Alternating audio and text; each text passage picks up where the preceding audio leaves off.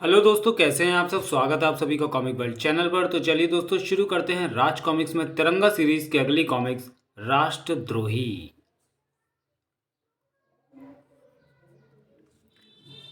राष्ट्रद्रोही लेखक हनीफ अजहर, संपादक मनीष गुप्ता, चित्रांकन दिलीप चौबे, सहायकार विनीत सिद्धार्थ। क्राइम यानी अपराध। दिल्ली जैसे शहर में अगर आप क्राइम करने वाले को ढूंढने निकलेंगे तो हजारों मिल जाएंगे, लेकिन अगर आप किसी क्राइम फाइटर को ढूंढने की कोशिश करेंगे तो ले देकर आपके सामने एक ही नाम आएगा, तिरंगा। था फटाक।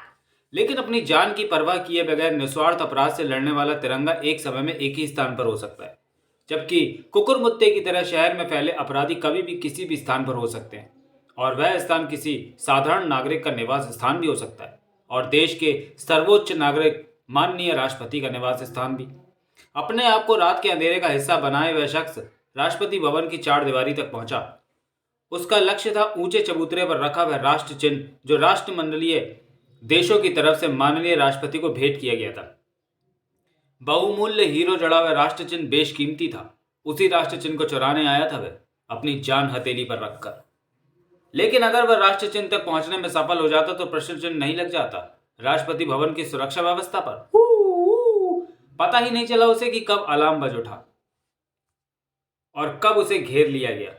बेशकीमती राष्ट्र चिन्ह को हासिल करने की एक और कोशिश विफल हो गई, लेकिन जब तक राष्ट्र चिन्ह का आकर्षण मौजूद था तब तक उसे हासिल करने की कोशिश करने वाले भी मौजूद थे, और उनमें से एक था काला मकड़ा। उस कीमती राष्ट्र चिन्ह को लेकर आएगा, क्योंकि उसके मजबूत और सिंथेटिक जाले ना सुरक्षा कर्मियों को बचने का मौका देंगे ओ, और न अलार्म को बचने का। काला मकड़ा के जालों के सामने कोई नहीं ठहर पाएगा। पचाक। छूटने की कोशिश मत करो बेवकूफों, क्योंकि इन जालों से जितना छूटना चाहोगे उतने उलझते जाओगे। काला मकड़ा के हाथों से छूटे उन चिपचिपे जालों का ही कमाल था कि आज काला मकड़ा वहां जा पहुंचा था जहां आज तक कोई नहीं पहुंचा था। मंजिल मेरे सामने है और मुझे रोकने वाला कोई नहीं। सिलिकॉन की उस मजबूत रस्सी के एक ही झटके ने काला मकड़ा को धूल का स्वाद चखाया, जिसे तिरंगा के मजबूत हाथों ने थामा हुआ था। तू अपनी मंजिल पर पहुंच चुका है मकड़ा, और जो मंजिल पर पहुंच जाते हैं उनके सफर खत्म हो जाते हैं। अपने सफर को भी तू खत्म समझ। ओफ, जान देने का तेरा शौक तुझे सही जगह खींच कर लाया है तिरंगा। सक सक। काला मकड़ा को तेरी जान छीन लेने में ज्यादा समय नहीं लगेगा, क्योंकि मेरे जाले से शिकार को फंसाने के लिए ही नहीं, उफ, उसके शरीर में फंसी जान को बाहर निकालने के भी काम आते हैं। तिरंगा को फंसाकर इतनी बड़ी बड़ी बातें बना रहा है मकड़ा, लेकिन तुझे मालूम नहीं कि तिरंगा अपने बंधनों को ही नहीं, तेरे जैसे शैतानों का मुंह तोड़ना भी अच्छी तरह जानता है। तिरंगा के वार से काला मकड़ा एक पल के लिए लड़खड़ाया। पीठ पर बंधे इस बक्से की मदद से ही तू जाले फेंकता है ना मकड़ा। ले, मैंने इसे बेकार कर दिया। अब बारी है तेरी। स्प्रिंग की तरह तेजी से काला मकड़ा के इर्द गिर्द लिपटती चली गई सिलिकॉन रोप ने उसकी आजादी छीन ली, और तिरंगा के इस वार ने छीन लिए उसके होश। जमीन पर गिरने से पहले ही बेहोशी की काली दुनिया में पहुंच चुके काला मकड़ा को जेल की दुनिया में पहुंचाने आ पहुंचा वह सुरक्षा दस्ता। धन्यवाद तिरंगा, ऐन मौके पर पहुंचकर तुमने देश की एक महत्वपूर्ण धरोहर को गुमनामी में खोने से बचा लिया। करोड़ों रुपए के मूल्य की यह धरोहर गुमनामी के अंधेरे में तो खोकर ही रहेगी। यह अलग बात है कि ये उन अंधेरों में काला मकड़ा के नहीं, मेरे सौजन्य से पहुंचेगी। मतलब तुमने इस राष्ट्र चिन्ह को काला मकड़ा के हाथों से इसलिए बचाया कि तुम इसे हथियाना चाहते हो। दुरुस्त समझे, लेकिन देर से समझे। तिरंगा के इस हमले के साथ ही स्तब्ध खड़े सुरक्षा कर्मियों को जैसे एक तेज करंट लगा। ता ता ता ता ता। ये तिरंगा नहीं, उसके वेश में कोई लुटेरा है। छलनी कर दो इसे। ता ता ता ता ता। चिम चिम। अपने अफसर की तरह तुम भी देर कर चुके हो। इसलिए उसकी तरह तुम भी बेहोशी की दुनिया में जाकर कबड्डी खेलो। हैरान और परेशान सुरक्षा कर्मी ना अपने आप को संभाल पाए और न अपने होशों को। तिरंगा ने अपना एक काम कर दिया था, अब उसे अपना दूसरा काम करना था, और वह दूसरा काम पहले से ज्यादा आसान था, क्योंकि ना कोई उसे टोकने वाला था और ना रोकने वाला। सक। रस्सी के एक हल्के झटके के साथ ही शान से स्तंभ पर रखा हुआ राष्ट्र चिन्ह तिरंगा के हाथों में था, और जब मतलब की चीज हाथ में आ गई थी तो वहां रुकने का कोई औचित्य नहीं था। वातावरण पर काबिज घने अंधकार में खो गया तिरंगा, लेकिन अंधकार की वह कालिक उस धब्बे से घनी नहीं थी जो तिरंगा के नाम पर लगा था। तिरंगा करोड़ों रुपए मूल्य का राष्ट्र चिन्ह ले उड़ा। आखिर दौलत का लालच तिरंगा की देशभक्ति पर हावी हो ही गया। यह सच नहीं हो सकता। तिरंगा जैसा देशभक्त ऐसा हरगिज नहीं कर सकता। वह जरूर तिरंगा के वेश में कोई लुटेरा था। अटकलों का बाजार गर्म था, शरीफों में भी और बदमाशों में भी। उसने काला मकड़ा जैसे धुरंधर अपराधी को गिरफ्तार करवाया है। वह तिरंगा के सिवा कोई और हो ही नहीं सकता। राष्ट्रपति भवन की सुरक्षा व्यवस्था पर भारी पड़कर काला मकड़ा को पकड़वाकर करोड़ों रुपए का राष्ट्र चिन्ह लेकर उड़ने वाला तिरंगा नहीं था। वह तिरंगा के वेश में कोई बड़ा अपराधी था। यह बात मैं शर्त लगाकर कह सकता हूं। यह शर्त लगाकर तुम्हें हार के सिवा कुछ नहीं मिलने वाला चिनाई सेठ, क्योंकि मैं 100% तिरंगा ही हूं। अपराध की दुनिया में तिरंगा की मौजूदगी खलबली मचा देने वाली थी। भागो यहां से, तिरंगा के पीछे पीछे पुलिस भी पहुंचती है। भागने की जरूरत नहीं है, इसे यहीं खत्म कर देते हैं, बाद में पुलिस को भी देख लेंगे। हथियारों को जेब में रख लो और भागने का अपना विचार त्याग दो, क्योंकि आज तिरंगा पुलिस का साथी नहीं, तुम जैसे अपराधियों का दोस्त बनकर आया है। देशभक्त और कानून का रखवाला तिरंगा हमारा दोस्त? असंभव। दौलत और ऐशो आराम की भूख कब किसको क्या बना दे कोई नहीं जानता। यह भूख मुझ में भी जाग चुकी है, जिसने मुझे राष्ट्र चिन्ह चोरी करने के लिए मजबूर किया। मैं उसे बेचना चाहता हूँ। अंडरवर्ल्ड में ऐसी चीज़ों को बिकवाने वाला तुमसे बड़ा और कोई दलाल नहीं है, इसलिए मैं तुम्हारे पास आया हूँ। मैं चाहता हूँ कि तुम उसकी नीलामी की व्यवस्था करो। मुस्कुराहट खेल गई चिनॉय के चेहरे पर। जुर्म की दुनिया में मैं इसलिए मशहूर हूँ कि मैं अपने धंधे को पूरी ईमानदारी से करता हूँ, लेकिन तुम मुझे जो करने को कह रहे हो उसमें मुझे धोखा ही धोखा दिख रहा है।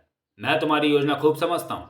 इधर मैं नीलामी में शामिल होने के लिए माफिया बॉसों को बुलाऊंगा, उधर तुम पुलिस को बुला लोगे, और फिर हम सब सेंट्रल जेल की काली कोठरी में मच्छर मार रहे होंगे। मेरी ऐसी कोई योजना नहीं, विश्वास करो। तिरंगा अब कानून का नहीं, दौलत का पुजारी है। मैं नहीं मानता। एक मिनट बॉस, अगर तिरंगा सचमुच हमारी दुनिया में आ रहा है तो हमें उसका स्वागत करना चाहिए, इसमें हमारा ही भला है। रही बात विश्वास की, तो उसका इम्तिहान लिया जा सकता है। अपने साथी के सुझाव ने चिनाई को सोचने के लिए मजबूर कर दिया। तुम ठीक कह रहे हो लोटिया।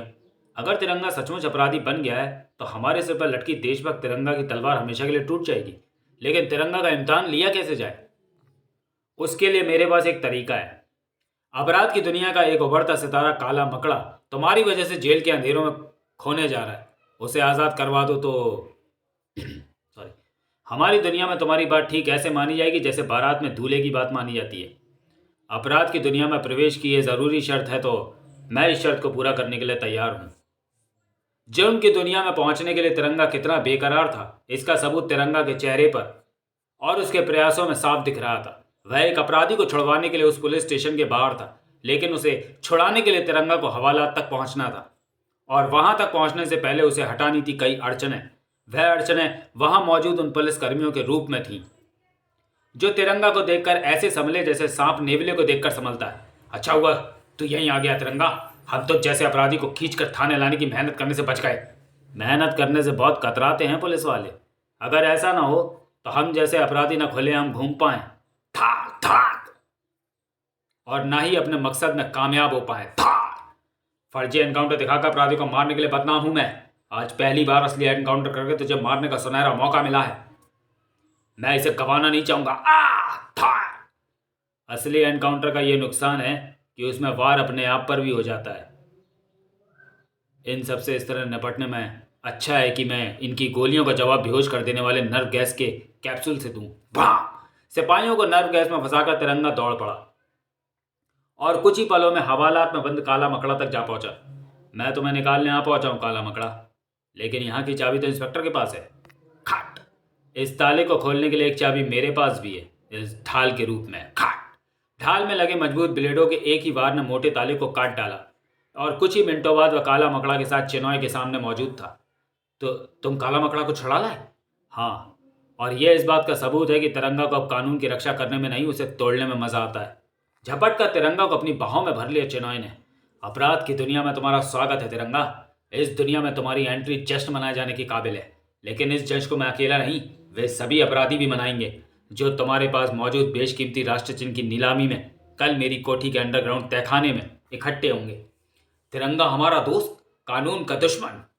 आप सबने अपने बीच मुझे जो इज्जत दी है उसके लिए मैं आप सबका आभार प्रकट करता हूँ और पेश करता हूँ वो नायाब चीज़ जिसने तिरंगा की देशभक्ति को खरीद लिया, और उसे खरीद कर तिरंगा की देशभक्ति को हम खरीद लेंगे। नीलामी शुरू करो। नीलामी शुरू हुई। 1 करोड़, 2 करोड़ और अपनी चरम सीमा पर जा पहुंची 10 करोड़। अल्बर्टो नामक उस माफिया बॉस के 10 करोड़ की बोली लगते ही सारे हॉल में सन्नाटा छा गया, जो पल भर बाद ही उस नई आवाज की गूंज से टूटा। शाबाश तिरंगा, अपने बेमिसाल दिमाग से तुमने अंडरवर्ल्ड के बड़े बड़े धुरंधरों को पानी पिला दिया।